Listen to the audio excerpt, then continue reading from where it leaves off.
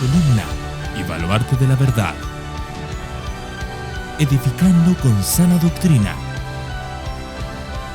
a la Iglesia de Cristo.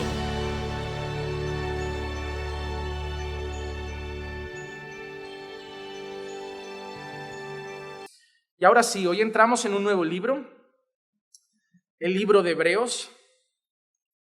Y antes de entrar en el texto inicial que vamos a leer, yo había dicho que empezaran a leerse los versículos del 1 al 4, porque empezaríamos a trabajar esos versículos, aunque algún hermano ya me comentó que se leyó todo el libro para empezar a meditar en cada capítulo, cada párrafo, cada parte, y me parece excelente, ya pues leer las palabras que vamos a ir analizando poco a poco.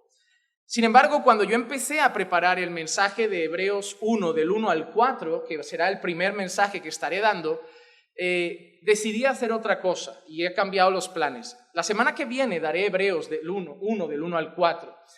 Y hoy lo que voy a hacer es una introducción.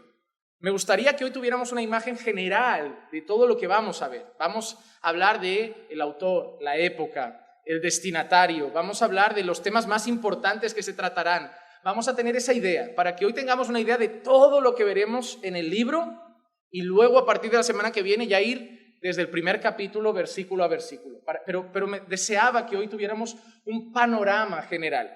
Es como que hoy veremos, a partir del martes vamos a ir como un minero en busca de oro en hebreo.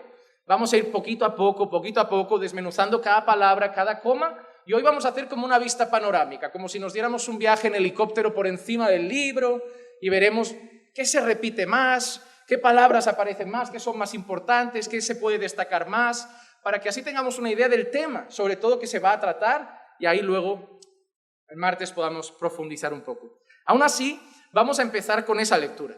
Hebreos 1, del 1 al 4, empezaremos leyendo este texto. Dice así: Dios, habiendo hablado hace mucho tiempo, en muchas ocasiones y de muchas maneras a los padres por los profetas, en estos últimos días nos ha hablado por su Hijo, a quien constituyó heredero de todas las cosas, por medio de quien hizo también el universo. Él es el resplandor de su gloria y la expresión exacta de su naturaleza, y Él sostiene todas las cosas por la palabra de su poder. Después de llevar a cabo la purificación de los pecados, se sentó a la diestra de la majestad en las alturas, siendo mucho mejor que los ángeles, por cuanto ha heredado un nombre más excelente que ellos. Una cosa que es interesante en este inicio es que en el inicio ya presenta al protagonista del libro. Cuando nosotros hablamos de la Biblia, nosotros siempre estudiamos, sabemos y conocemos que toda la Biblia tiene un tema central. ¿Cuál es? ¿Cuál es? Jesús. Jesús es el centro de la Escritura. Génesis habla de Cristo. Éxodo apunta a Cristo. Levítico, la ley, apunta a Cristo. Deuteronomio apunta a Cristo. Toda la Biblia apunta al Rey Jesús, al Señor Jesús. David nos hace ver a un rey mayor. Sansón nos hace ver a un juez y un libertador infalible y mucho más poderoso. Moisés nos hace ver a un salvador, a un redentor, a un libertador mucho mayor. Todo apunta a Jesús. Pero el libro de Hebreos, a pesar de ser parte de la Escritura y también apuntar a Cristo, el libro de Hebreos no solo apunta a Cristo, sino que Cristo es el protagonista claro. Cristo es lo más excelente. Cristo es lo más grande, Cristo es lo más glorioso, lo más majestuoso, y Hebreos se va a encargar de dejar claro eso. Toda la Biblia apunta a Cristo, pero el libro de Hebreos exalta directamente en cada capítulo a Cristo por encima de todas las cosas. Y hay algo bueno que veremos más profundamente el martes, pero hay algo bonito en el principio de este libro, del libro de Hebreos, y es que empieza diciendo: Dios habiendo hablado. Y yo quiero parar ahí un segundo, porque aunque eso lo analizaré el próximo martes, hay algo bonito en esto. Nuestro Dios ha hablado. Hermano, tenemos un Dios que habla. No tenemos un Dios de madera, no tenemos un Dios egipcio que simplemente se adora pero no se comunica con la creación, porque toda la vida la gente que se ha inventado a lo largo de la historia diferentes dioses, son dioses que crean, son dioses que adoran, son dioses que veneran, son dioses que les presentan ofrendas, pero dioses que luego no tienen trato con aquellos que los adoran. Sin embargo, nuestro Dios es un Dios personal. Nuestro Dios ha hablado. Y como veremos, no solo ha hablado en el pasado a través de los profetas, sino que en el último tiempo siguió hablando y lo hizo para terminar con la perfecta revelación a través de su Hijo. Tenemos un Dios que habla. Pero nos damos cuenta que la palabra de Dios a través de los profetas, ¿dónde está escrita ahora? En la Biblia. Nos damos cuenta que la revelación de Jesucristo, el mensaje de Jesucristo, ¿dónde está escrito? En la Biblia. ¿Y quiénes siguieron reproduciendo las enseñanzas de Jesucristo? Los apóstoles. ¿Y dónde están esas enseñanzas? Entonces, hermano, déjame decirte una cosa. Dios ha hablado, pero la voz de Dios está en la Biblia, no en otras fuentes. No busques un medium, no busques un mediador entre tú y el Señor que te hable de parte del Señor. Dios ha hablado y ha hablado en su palabra. Ha hablado en la Escritura. Como alguien dijo una vez muy bien, si quieres oír la voz de Dios, abre tu Biblia. Y si la quieres oír de forma audible, lee la Biblia en voz alta. Porque la Biblia es Dios hablando. Es Dios hablando. Vamos entonces al libro. La primera cosa cuando leemos un libro es preguntarnos quién lo ha escrito. Yo recibo un libro y quiero saber de dónde viene. ¿Quién ha escrito esto? No podemos aceptar palabras de cualquiera. No podemos aceptar cualquier carta que nos llega hablando de Dios y bueno, pues está bien, esto habla de Dios, pues me sirve. Es importante conocer al autor, ¿verdad? Es importante saber quién lo ha escrito. Normalmente cuando leemos las cartas de Pablo, ¿qué encontramos? Yo, Pablo, siervo de Cristo, llamado a ser apóstol. Y vemos esto, vemos a Juan presentándose en sus cartas, vemos a los autores diciendo yo soy fulano y traigo este mensaje. Pero tenemos un problema con el autor de Hebreos, que no se presenta. Así que la primera cosa que vamos a decir del libro es que no sabemos quién lo ha escrito. Vamos bien, ¿eh? Va bien la cosa. El autor de Hebreos es anónimo, es desconocido.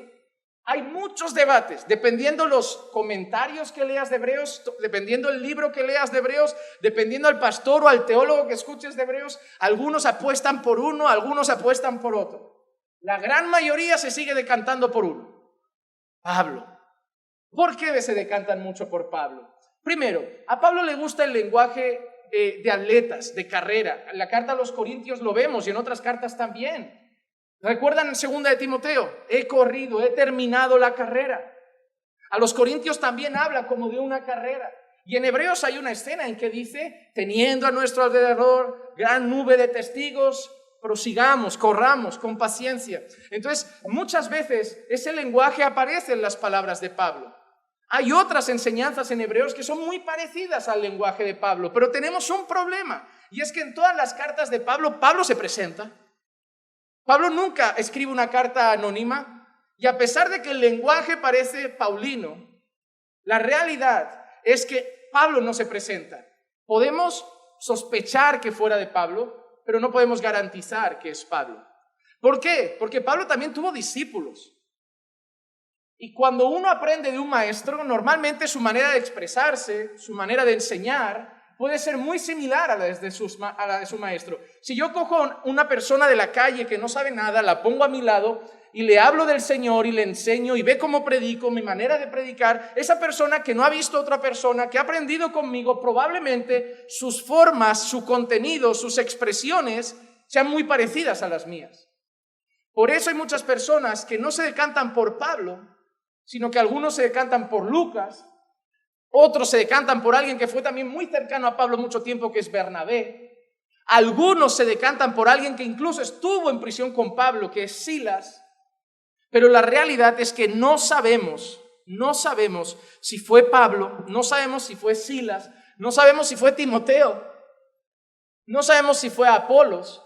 Aunque Timoteo, aunque algunos comentaristas hablan que puede haber sido él. Yo lo descarto, luego diré el por qué. Porque se habla de la carta, en la carta se habla de Timoteo, se hace alusión a Timoteo y se hace alusión como si fuera otra persona. Entonces es dudoso que él mismo escriba haciendo alusión de él en otro término. Pero no sabemos quién es. Pero hay una cosa que sí sabemos. Mira lo que dice 2 de Pedro 1:21. Pues ninguna profecía fue dada jamás por un acto de voluntad humana, sino que hombres, inspirados por el Espíritu Santo, hablaron de parte de Dios. Hay una cosa que sí sé, es palabra de Dios. Hay una cosa que sí sé, ha sido inspirado por el Espíritu Santo. Hay una cosa que sí sé, es parte de los libros que conocemos como el canon bíblico. Libros que consideramos inspirados por el Espíritu Santo. Palabra de Dios. Así que, a pesar de que no sabemos su autor más directo, su autoría humana, sabemos algo. Es palabra de Dios. Es inspirado por el Espíritu Santo. Y por lo tanto, eso nos da la confianza de poder leerlo y recibirlo con seguridad y con fe. Segunda cosa que nos preguntamos cuando leemos un libro. El autor, vamos mal, no lo sabemos. La segunda cosa que me gustaría comentar es la fecha. ¿Cuándo se escribió este libro? Porque probablemente si este libro me lo hubieran dado la semana pasada, igual no le haría mucho caso. Si alguien llega mañana a la iglesia, nos trae un sobre, carta de Dios a la iglesia caminando por fe, igual dudaríamos un poquito. Pero es importante conocer la fecha de un libro.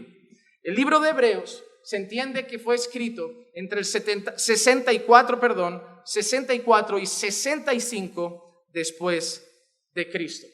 ¿Y por qué? Pues hay ciertas cosas que dice el libro, además de todo el trabajo que han hecho los historiadores, hay ciertas cosas que el propio libro dice que nos pueden situar en una época en particular. En primer lugar, el libro se centra en un contexto de una persecución cristiana muy intensa. El libro de Hebreos está escrito de una manera que deja claro que los cristianos están siendo muy perseguidos, muy perseguidos. Y es algo interesante. ¿Sabías tú que los enemigos número uno de Roma nunca fueron principalmente los judíos, sino los cristianos? Cuando la iglesia empieza a levantarse, cuando el pueblo de Dios, el pueblo de Cristo, la iglesia del Señor empieza a crecer, los cristianos se vuelven los enemigos número uno de Roma, de los judíos, porque muchos judíos vivían su fe y aparte complacían a Roma, a las normas de Roma, al emperador, le rendían cuentas, menos un grupo que se llamaban celotes, que esas personas eran muy intensas en el sentido de guardar su patria, guardar su fe, guardar su zona, su región, su área, y peleaban con Roma, hacían actos pues casi de terrorismo, intentaban quemar cosas, matar soldados, cuando venía un batallón o venía algún emperador o venía, algún dirigente político, intentaban asaltarlos, matarlos. Era un grupo judío más radical.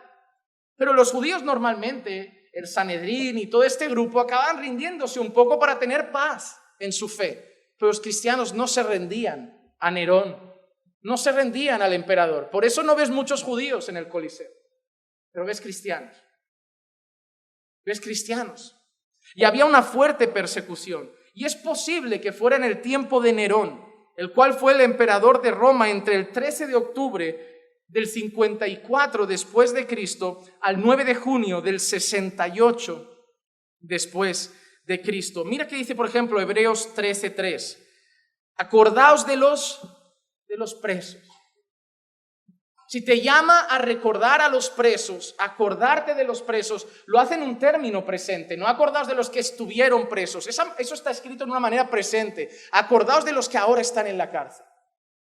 Acordaos de los que están ahí, como si estuvierais con ellos, como si estuvierais presos con ellos. ¿Y qué más? Y de los maltratados. Era una expresión que se refería a las personas que sufrían por causa de la fe, latigazos, eran apedreados. Entonces dice, acordaos de los presos, acordaos de los maltratados, puesto que también vosotros estáis en el cuerpo. Así que es un contexto de mucha persecución, gente presa por la fe, gente maltratada por la fe. Otra cosa que sabemos del libro de Hebreos es que Clemente, un hombre muy conocido entre los cristianos, habló y citó el libro de Hebreos en el 95 después de Cristo, por lo tanto ya estaba ahí. Si lo cita en el 95 después de Cristo es que él ya lo conocía, él ya lo había leído, él ya había tenido ese texto en sus manos, por lo tanto es previo al 95 después de Cristo. Como veremos además en otro texto después, hay una cosa interesante y es que Timoteo está vivo en aquel momento. Porque Timoteo veremos en un texto que recién ha sido liberado de la prisión. Y hay otra cosa que nos hace ser más escuetos todavía en la fecha, y es el hecho que los sacrificios hechos por los judíos, los sacrificios de corderos y todos esos sacrificios se dejaron de hacer el año 70 después de Cristo. El año 70 después de Cristo. Quizá alguno de vosotros pensaba que todavía estaban haciendo holocaustos, pero el año 70, o sea, todo lo que veis de holocaustos, sacrificios, ofrendas, un cordero por esto, un cordero por aquello, eso terminó el 70 después de Cristo. Pero mira este texto, Hebreos capítulo 5, versículo 1 al 4. Mira qué dice: porque todo sumo sacerdote tomado de entre los hombres es constituido a favor de los hombres en las cosas que a Dios se refieren, para presentar ofrendas y sacrificios por los pecados. Puede obrar con benignidad para con los ignorantes y extraviados, puesto que él mismo está sujeto a flaquezas, y por esa causa está obligado a ofrecer sacrificios por los pecados, tanto por sí mismo como por el pueblo. Y nadie toma ese honor para sí mismo, sino que lo recibe cuando es llamado por Dios, así como lo fue Aarón. El tono de este texto es presente. Está hablando de alguien que recibe eso de Dios, como lo recibió Aarón. ¿A qué se refiere? Al sacerdocio levítico. Entonces están habiendo sacrificios en aquel momento. Cuando Hebreos se escribe todavía hay un sacerdocio levítico, todavía hay gente que está haciendo sacrificios, porque está escrito como algo que está pasando.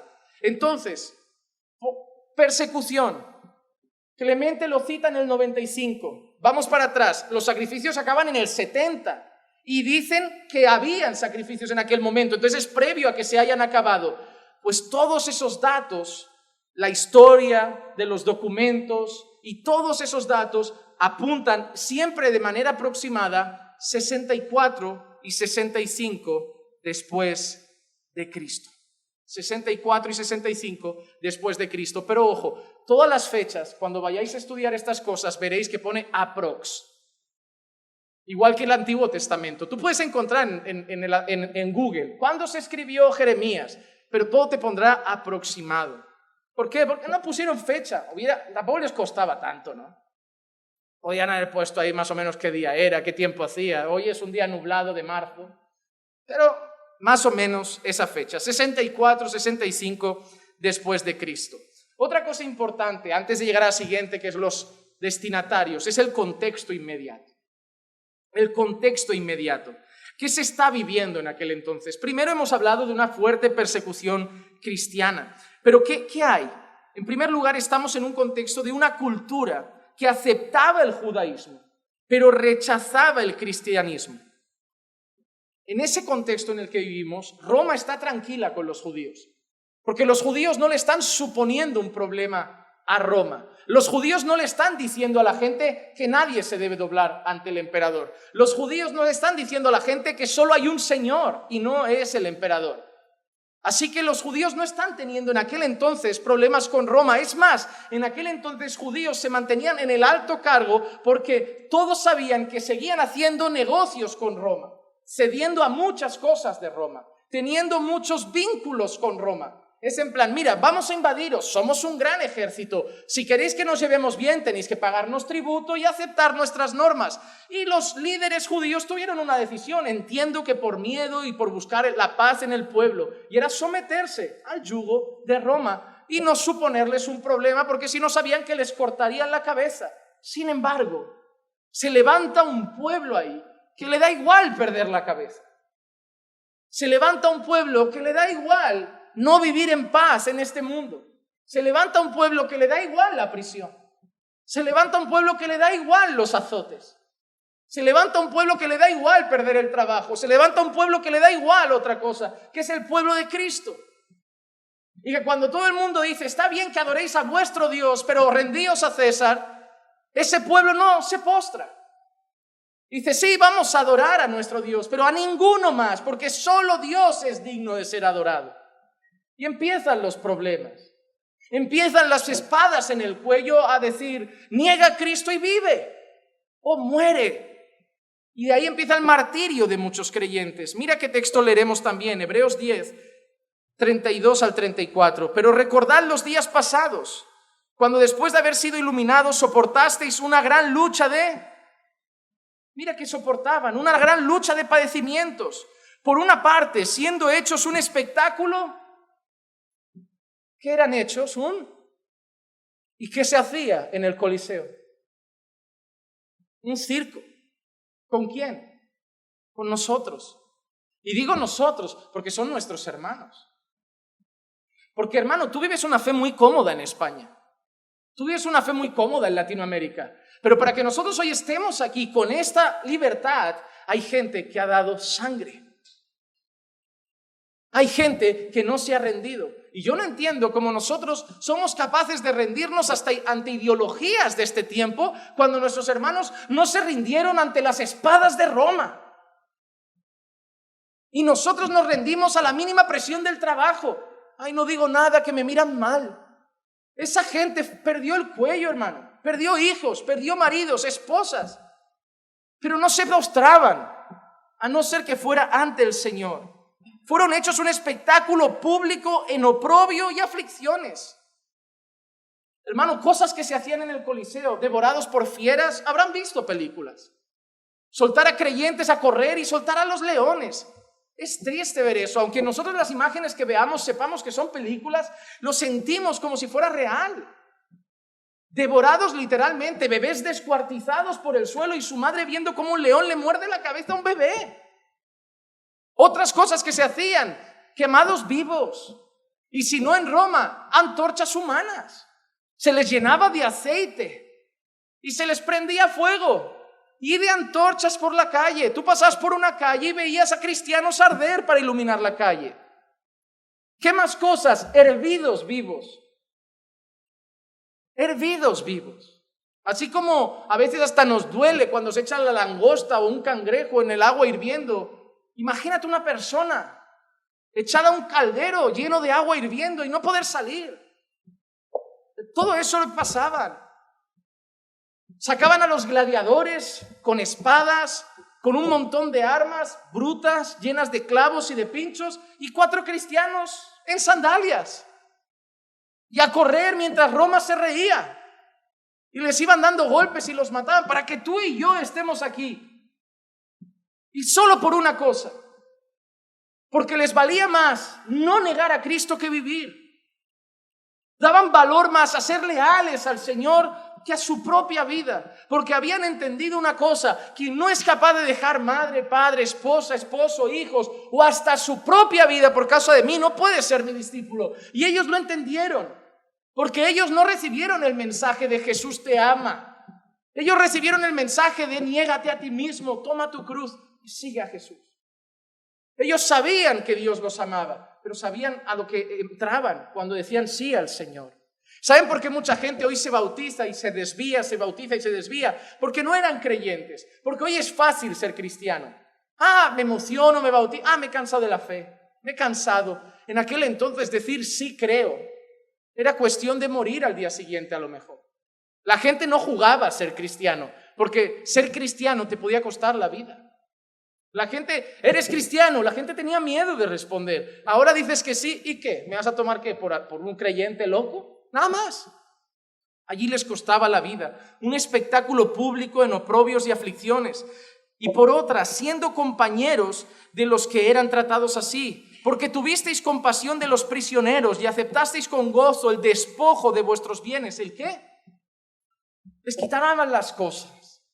Hermano, ¿ves qué vida era esa? Te levantabas cada mañana sin saber si vivirías todo el día. Salías a la calle sin saber si te asaltaba un soldado, te preguntabas si eras creyente y morías esa tarde. Llegaban a tu casa, sois creyentes, todo fuera, te lo robaban y no podías protestar. Hermano, tu corazón no podía estar ni en la vida, ni en las cosas, ni en el trabajo, ni en el futuro, ni en la casa. Tu corazón solo podía estar en Cristo. Esta carta nos va a dar muchas enseñanzas. sabiendo que tenéis para vosotros mismos una mejor y más duradera posesión. ¿Por qué les daba igual eso? Llévate la plata, llévate el oro, llévate lo que he ganado en toda mi vida. Lo que me espera es mejor. O sea, te estás llevando cosas, pero no te puedes llevar lo que solo Dios me ha dado. Te puedes llevar la gloria eterna. Por eso a ellos les daba igual despojarme de mis bienes, no importa. No me puedes despojar, como dice el autor, de una mejor y más duradera posesión, la gloria eterna en Cristo. Así que vemos un tiempo de espectáculo, fuerte persecución, y por eso, por la época, entendemos que sería la propia de Nerón. Y además, como hemos dicho antes, vemos que Timoteo había salido de prisión. Hebreos 13:23 dice: sabed que nuestro hermano Timoteo, por ese versículo yo descarto a Timoteo como autor, porque nadie hablaría de sí mismo así. Sabed que nuestro hermano Timoteo ha sido puesto en libertad, con el cual, si viene pronto, os he de ver. Es decir, el autor dice que Timoteo ha sido puesto en libertad, y si Timoteo no tarda, el autor les podría ver en algún momento, pero seguimos sin saber quién es. Muchos siguen hablando de Pablo por eso. Hay muchas dudas alrededor de la autoría, pero sabemos, inspirado por el Espíritu Santo, sabemos 64, 65 después de Cristo aproximadamente, sabemos el contexto de persecución, de espectáculo público hecho con los cristianos, de dolor, de despojarle de todo lo que tenían. Y ahora la pregunta es, los destinatarios. ¿Quiénes son los destinatarios? Pues los destinatarios de esta carta pueden ser dos: o un grupo concreto de judíos convertidos a Cristo, o todos los judíos convertidos a Cristo que haya en aquella época. Yo soy partidario de pensar que era para un grupo en concreto, que la carta llegó no a todos los judíos convertidos a Cristo, pero a un grupo en concreto, de una zona en concreta que sí se había convertido al Señor. ¿Y por qué? ¿Por qué nosotros vemos eso? Porque todo lo que se escribe en la carta tiene que ver con el proceder judaico, los sacrificios, los pactos, Moisés.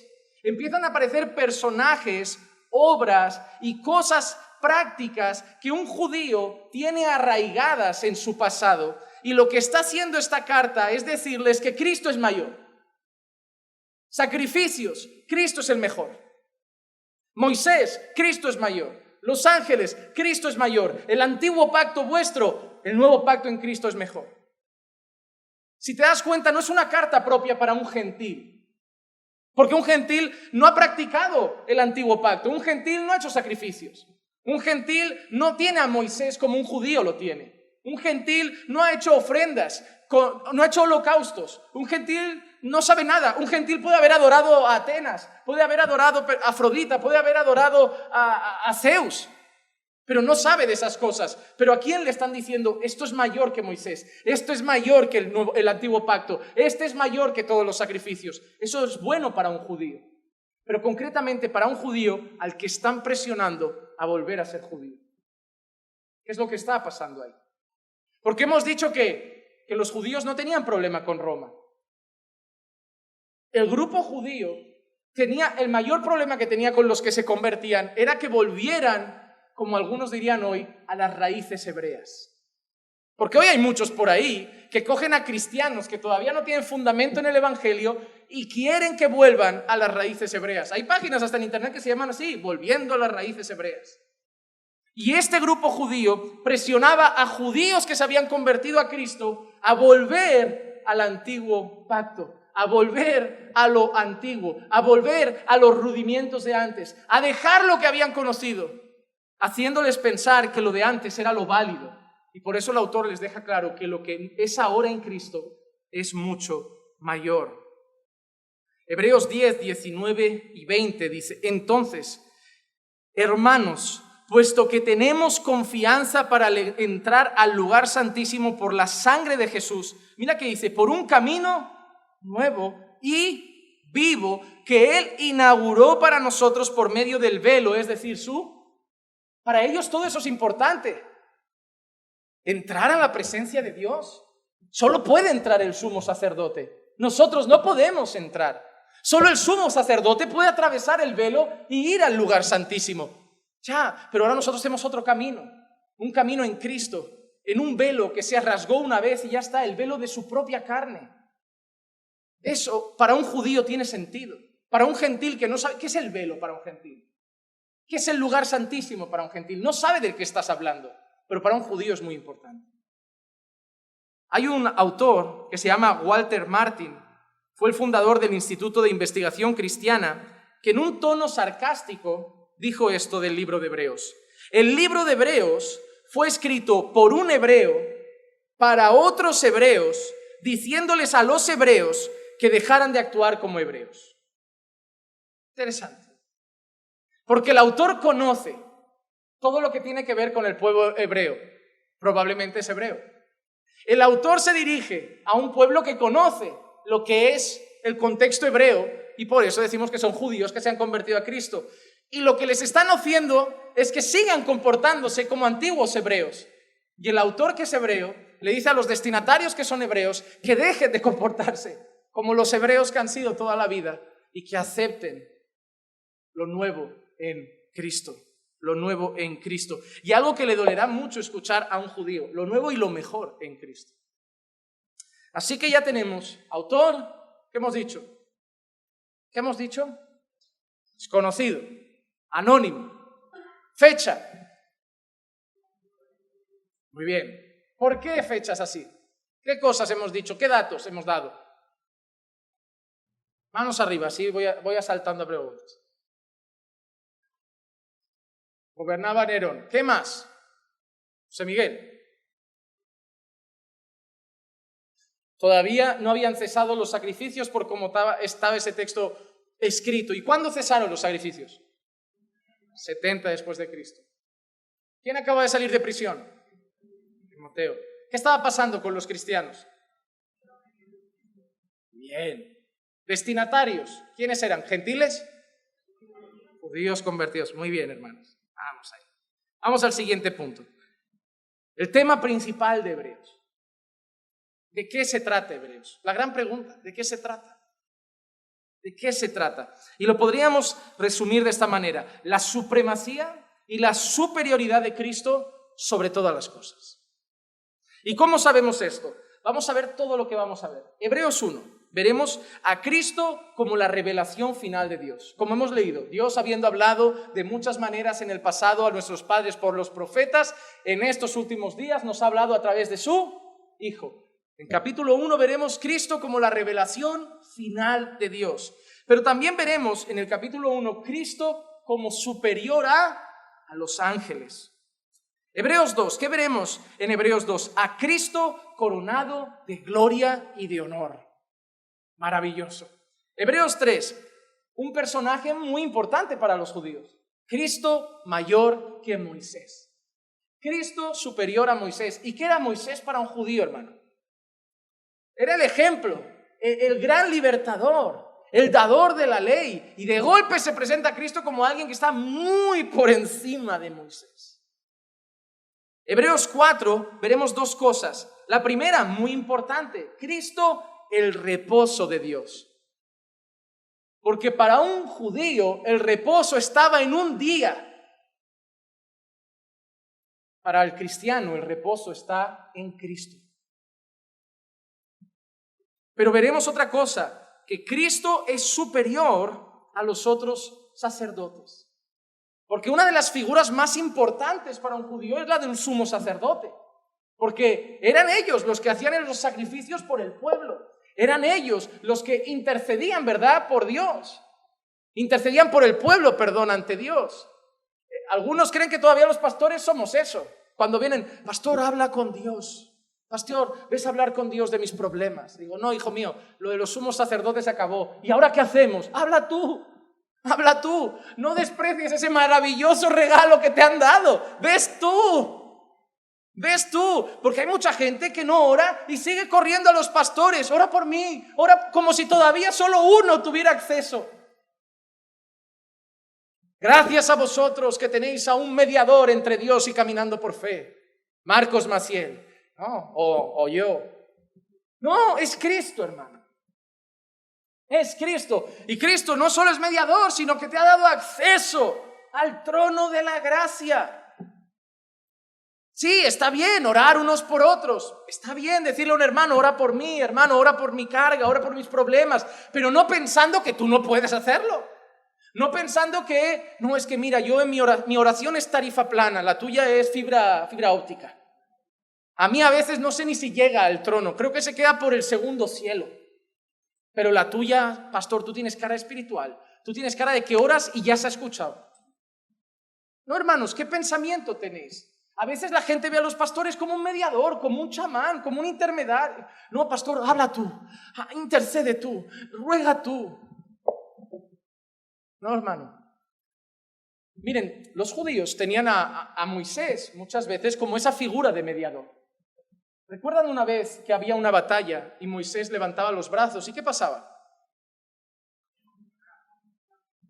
Ganaba el pueblo, ¿verdad? Mientras Moisés tenía los brazos, ¿cómo? Bien. ¿Pero qué le pasaron a los brazos de Moisés? Nunca pongas la confianza en los brazos de un hombre. Ah, no, pero vienen dos. Eso muestra que los hombres nos necesitamos, pero que al final dependemos de él. Porque al final tú me lo levantas a mí, ¿quién te lo levanta a ti? Tú también te vas a cansar. Al final nos los vamos a levantar todos los brazos, porque tenemos que reconocer que los brazos de los hombres se cansan. Que solo somos hombres. Que sí, que hay que orar unos por otros, pero que no tenemos un poder especial. Ah, los pastores no tenéis un poder especial, no, tenemos una responsabilidad especial.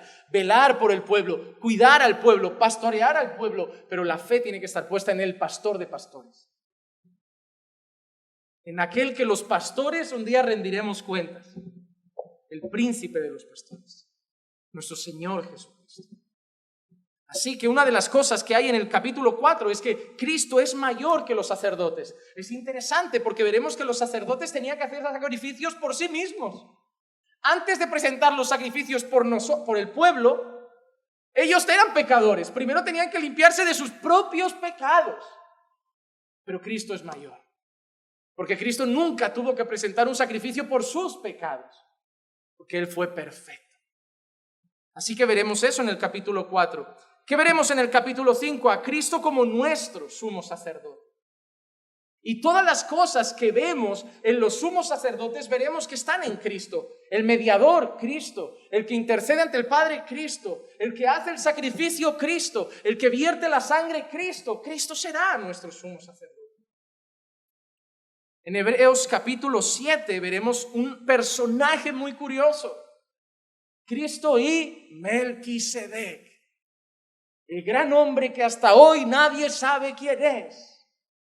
Es tan anónimo casi el autor como Melquisedec. Pero es interesante, Melquisedec es la persona que suelen utilizar para seguir dando el diezmo hoy. Porque así como un gran hombre de Dios le dio los diezmos a Melquisedec, dicen, Melquisedec representa a Cristo. Eso significa que nosotros debemos darle los diezmos también a Cristo.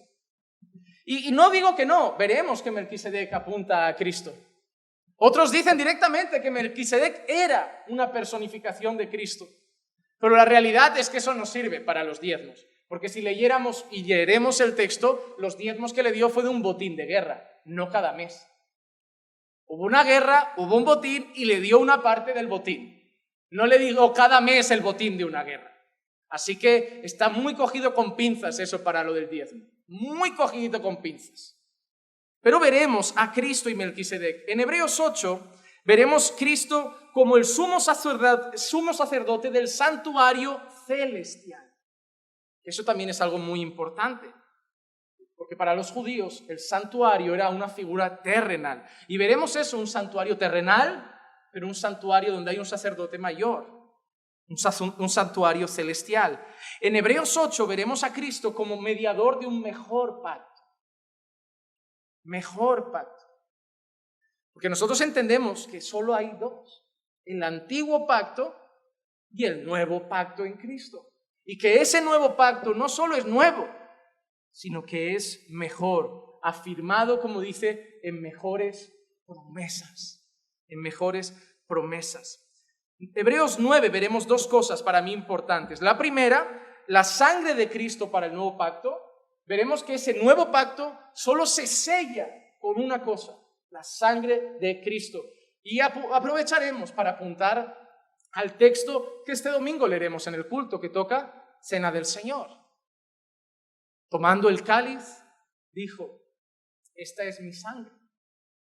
¿Qué era esa sangre? La copa del nuevo pacto, el sello del nuevo pacto. Su sangre era el sello del nuevo pacto. ¿Y qué veremos también en Hebreos 9? Cristo como el sacrificio definitivo. Tienes nombre de película, ¿eh? El sacrificio definitivo.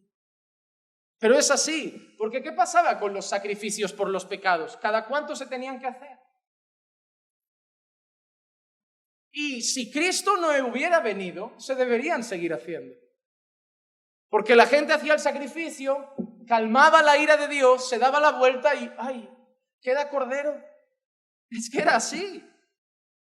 ¿Te imaginas hacer un sacrificio por tus pecados, llegar a casa a tu mujer? ¿Te has lavado los pies antes de entrar, que los traes llenos de polvo de la tierra del desierto? ¡Ay, mujer! ¡Ay, otra vez para allá! Dame otro cordero, dame otro cordero. Si los de Greenpeace hubieran existido en aquel tiempo, se estarían volviendo locos. Pero era así, no servía de nada, hermano. Calmaba la ira de Dios, pero al momento, otra vez, otro.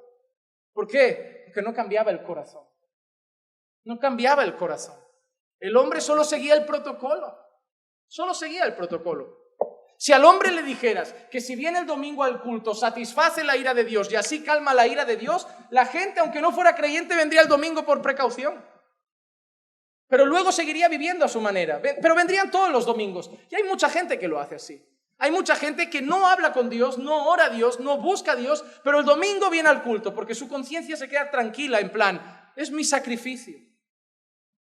Creen que llegarán el día en que estarán delante de Dios y le dirán, pero yo el domingo iba. Pero eso no salva. Eso no salva. Así que Cristo se presentará en el capítulo 9 como el sacrificio definitivo. Un sacrificio que se hizo una vez y para siempre. En Hebreos 10 veremos a Cristo como mayor que la ley, pero concretamente para una cosa, para quitar los pecados. ¿Por qué? Porque la ley era perfecta, ¿verdad? El mandamiento es bueno, es santo, es justo, pero el problema nunca estuvo en la ley. La ley del Señor es mala. Déjame decirte una cosa, la ley del Señor se puede cumplir. ¿Qué dirían? Que levante la mano el que diga si la ley de Dios se puede cumplir. El que diga que sí, que levante la mano. El que diga que no, que levante la mano. Déjame hacerte una pregunta. ¿Dios da algo que no puede cumplirse? Tiene sentido. ¿Cómo Dios te va a dar algo que sabe que tú no puedes cumplir? La ley es cumplible si nosotros no fuéramos pecadores. El problema no es la ley. La ley una persona santa la puede cumplir. La ley la cumplió Cristo, hermanos. ¿Cómo no se va a poder cumplir la ley? Y no la cumplió siendo Dios. La cumplió siendo totalmente Dios y hombre, para que viéramos que un hombre también podía cumplir la ley. Pero nosotros somos pecadores, Él no. Cuando te pregunten si la ley se puede cumplir, la respuesta es sí, porque si no, ¿qué hizo Cristo? El problema no está en la ley, el problema está en nosotros. Y la ley era para muchos como un cerco, como una prisión de normas. Pero cuando le abres la puerta al prisionero, vuelve a matar. ¿Sabían que la iglesia para muchos es una cárcel? Que la gente está enfadada en la iglesia.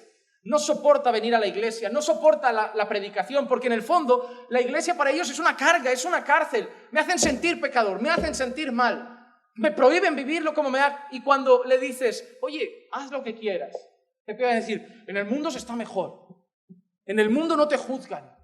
¡Claro! Si pecas como el mundo feliz. Dile al mundo que anda mal, ya verás si no te juzgan. Dile al mundo que peca, ya verás si no te juzgan.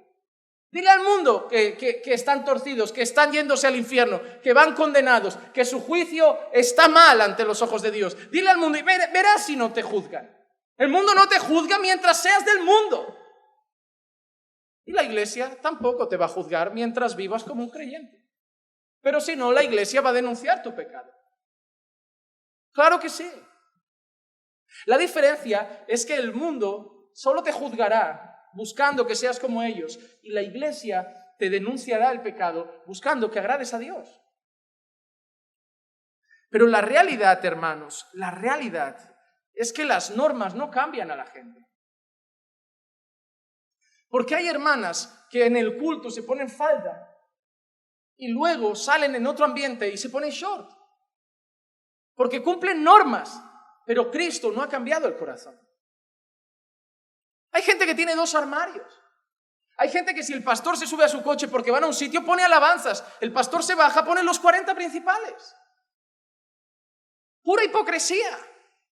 Cumplo normas cuando estoy con la gente que pone las normas. Pero cuando me das libertad soy yo mismo. El cumpleaños es de cristianos. Pues celebrémoslo a lo cristiano. Cantemos alabanzas, hagamos bonito. Hoy es el cumpleaños de mi primo el mundano. Pues bailemos bachata. Pero esos no son cristianos que se acoplan al mundo. Esos son mundanos que pasan tiempo en la iglesia. Porque el cristiano no se rinde a este mundo. Podemos estar con mundanos. Ojo, podemos estar con mundanos. Jesús estuvo en las bodas de Caná y yo no creo que todo el mundo allí fuera un fiel devoto. Pero podemos estar entre ellos y ser luz para ellos. Cuando tú sabes quién eres, tú puedes estar en Babilonia sin pecar como los caldeos. Cuando tú sabes quién eres, tú puedes estar en Babilonia y no doblarte a la estatua de Nabucodonosor. Cuando tú sabes quién eres, tú puedes estar en el palacio del rey y no comer de los manjares del rey.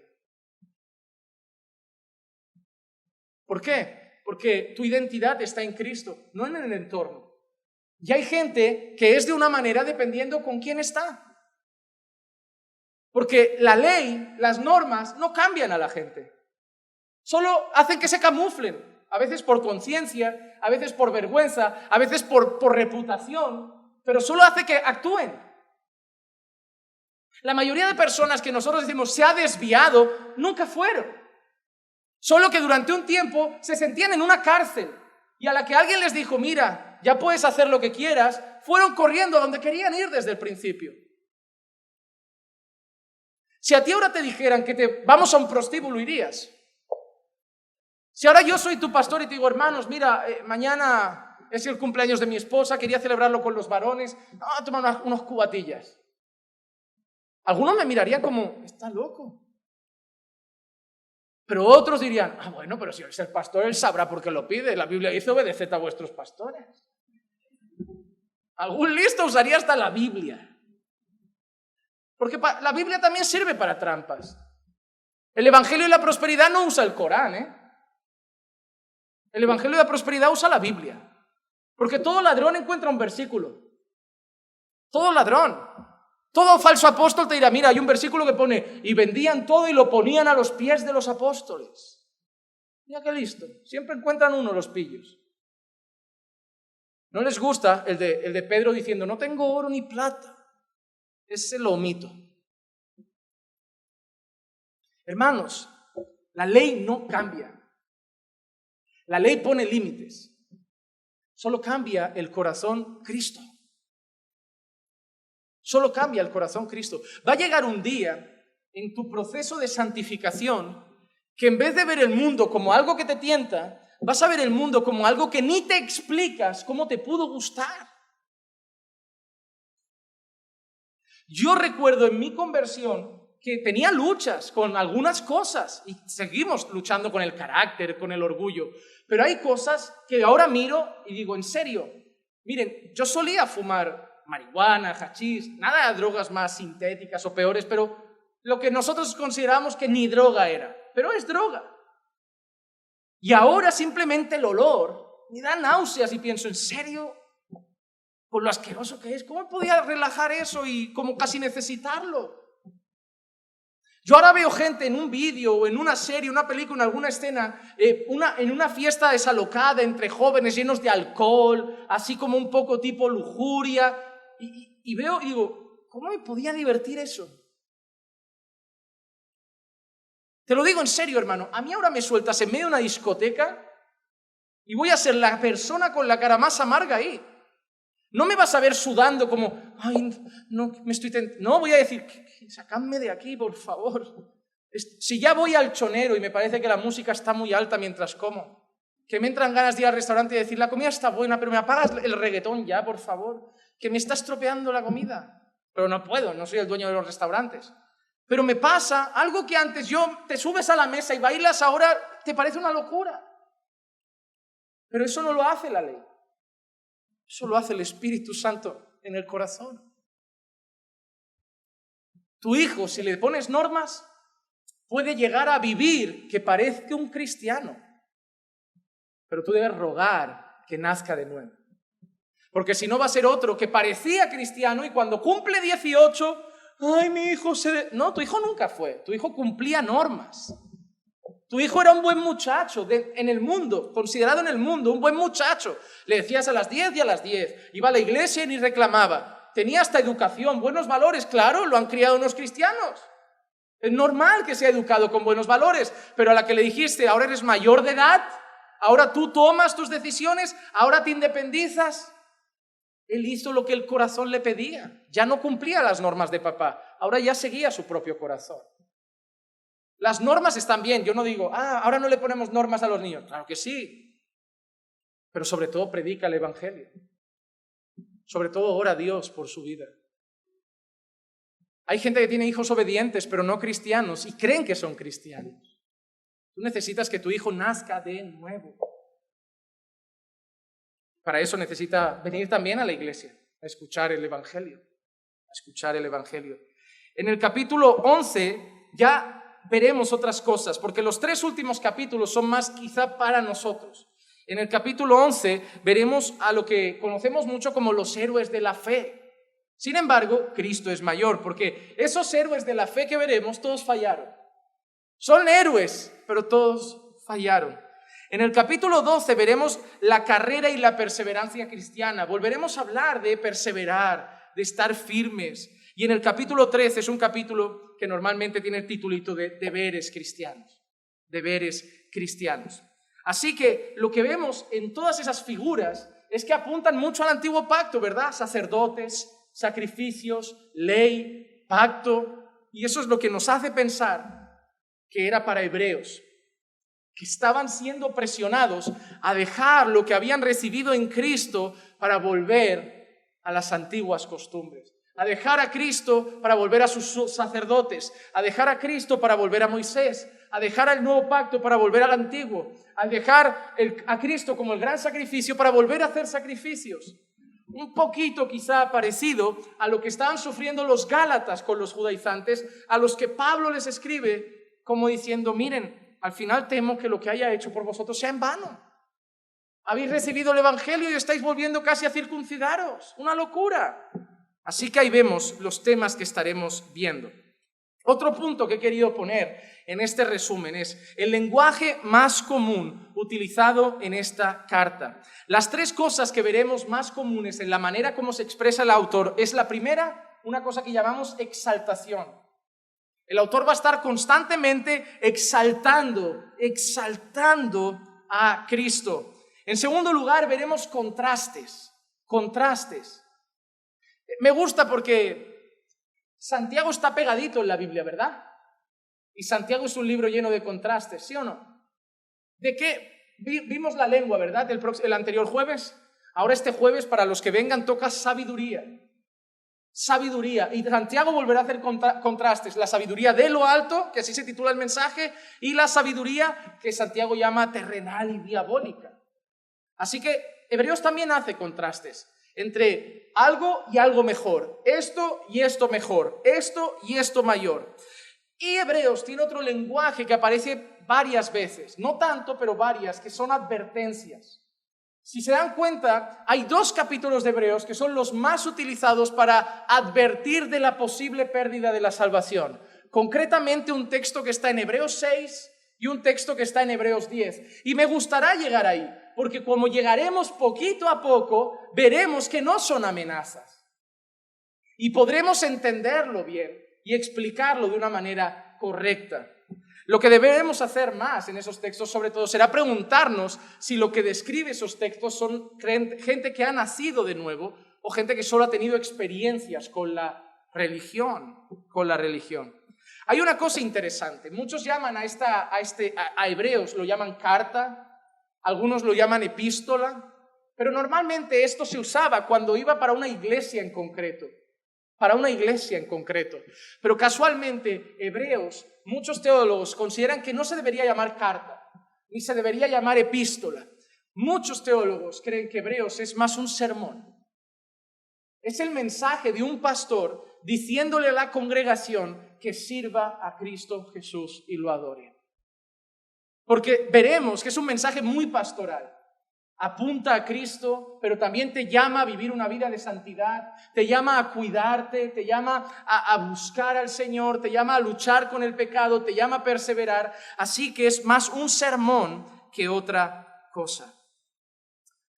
El próximo punto que quiero ver, ya me estoy quedando sin tiempo, yo soy malo hasta para dar introducciones, yo tengo que cambiar esto. Hermanos, denme un par de años y aprendo a predicar rápido, se lo digo en serio, pero un par de añitos.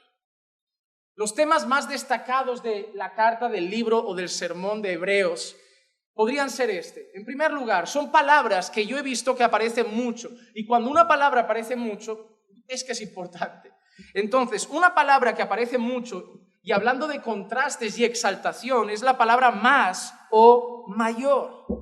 Es una palabra que aparece muy seguido, apuntando a Cristo como algo más grande o mayor que otra cosa que ellos podían conocer. Vamos a ver dos ejemplos. Hebreos 3:3, porque Él ha sido considerado digno de más gloria que Moisés. Mayor gloria, más gloria, así como el constructor de la casa tiene más honra que la casa. Lo bonito de Hebreos son esas expresiones.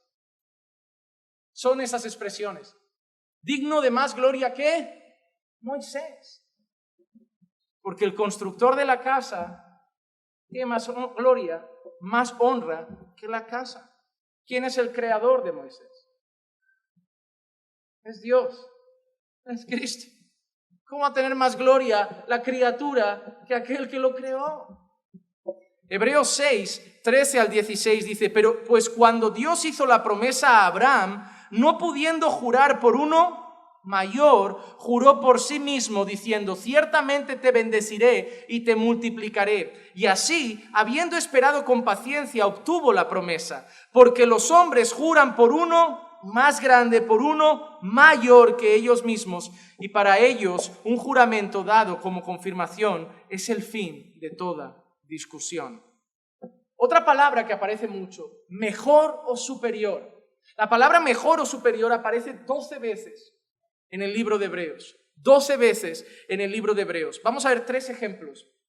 Hebreos 1:4 dice, siendo mucho mejor que los ángeles, por cuanto ha heredado un nombre más excelente que ellos. Dependiendo la traducción, pone superior, pero es lo mismo, una exaltación mayor, superior, mayor, mejor.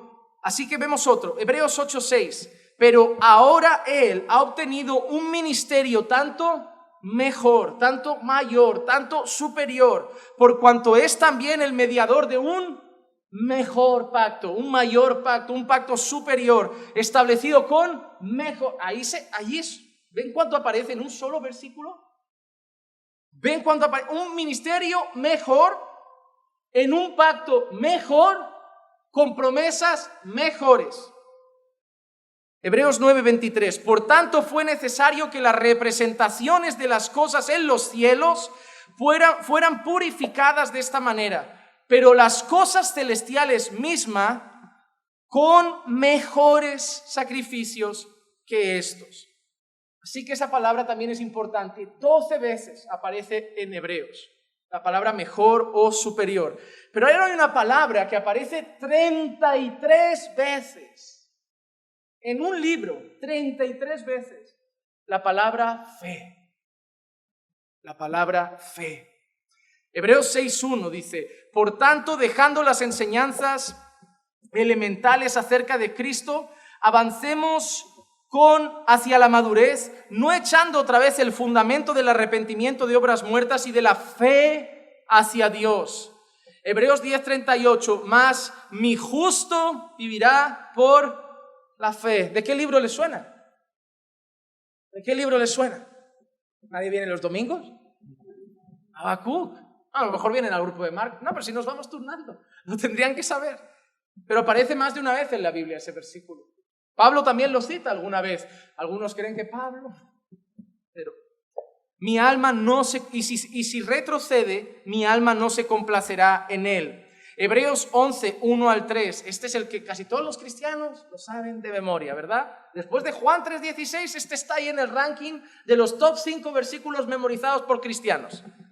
Ahora bien, la fe es la certeza de lo que se espera y la convicción de lo que no se ve, porque por ella recibieron aprobación los antiguos. Por la fe entendemos que el universo fue preparado por la palabra de Dios, de modo que lo que no se ve fue hecho de cosas visibles. Así que la palabra fe veremos que es una palabra que aparece muy, muy seguido. Y no quería olvidar esta, porque es una palabra que también aparece 17 veces. 17 veces, no son pocas, y es la palabra pacto. La palabra pacto, una palabra muy importante para Dios y su pueblo. Hebreos 7:22 dice, por eso Jesús ha venido a ser un fiador de un mejor pacto. Hebreos 8:9-10 dice, no como el pacto que hice con sus padres el día que los tomé de la mano para sacarles de la tierra de Egipto, porque no permanecieron en mi pacto y yo me desentendí de ellos, dice el Señor, porque este es el pacto que yo haré con la casa de Israel después de aquellos días, dice el Señor. Pondré mis leyes en la mente de ellos y las escribiré en sus corazones, y yo seré su Dios y ellos serán mi pueblo. Hebreos 9:20 diciendo, esta es la sangre del pacto que Dios os ordenó. O Hebreos 10:16, este es el pacto que haré con ellos después de aquellos días, dice el Señor. Pondré mis leyes en su corazón y en su mente las escribiré. Así que palabras que vamos a ver mucho: mayor, superior, mejor, fe, pacto. Así que para que tengamos una idea. Y quiero acabar con 2 últimos puntos y nos vamos a casa. Acabo bien. Estoy mejorando, Hoy se van a ir puntuales. Hoy cenan a las 9:30 si corren. Una cosa importante son 5 advertencias severas que hay en Hebreos. Por eso creo que es un mensaje pastoral, porque tiene advertencias y los pastores suelen advertir. Así como un padre advierte a un hijo, cuidado con quién andas, no te juntes con fulano. Los pastores tenemos tendencia a ser el pesado de la iglesia. Seguramente quien mejor te caiga en la iglesia nunca será tu pastor. Es más, dirás, es mi cumple, voy a invitar a algunos hermanos. El pastor no pasará por tu cabeza, a no ser que quieras cumplir para que él no se siente mal. Pero normalmente no, porque va a ser el que va a llegar a tu fiesta a decir, hermano, ha faltado un poco de palabra, ¿no? Y tú, ¿para qué lo invitamos? ¿Para qué llevamos al tío este? Que parece que en vez de disfrutarme uno anda, ¿verdad? Y siente que el pastor lo está supervisando. A ver, ¿están dando recto? ¿Están dando torcido? Pero hermano, tienes que entender que soy la persona que Dios ha elegido, por lo menos mientras estés aquí, para ser el pesado que cuida de tu vida. Porque tú también eres el pesado para tus hijos. Porque en el cumpleaños de tus hijos, si pudieran elegir, solo estarían con sus colegas. Porque tú vas a estar más vigilando que no se rompa nada. Vigilando que, hijo, la música, bájala que se queja la vecina. Hijo, que pongan posavasos. Hijo, que no cojan eso. Hijo, ¿y tú para qué mando a mi madre que hace mi cumpleaños? Mamá, déjame celebrarlo con mis amigos. Pues yo tengo ese papel en tu vida. Sé que igual no te parece muy agradable, pero estoy convencido que así como un hijo crece y luego te da las gracias de gracias por cuidarme, muchos dentro de unos años dirán, pastor, gracias. Porque sabemos que en el fondo lo hacía para que estuviéramos bien con el Señor. Hermano, solo quiero decirte una cosa y te lo digo con el corazón de un pastor. Cuando yo te corrija, nunca disfruto con ello.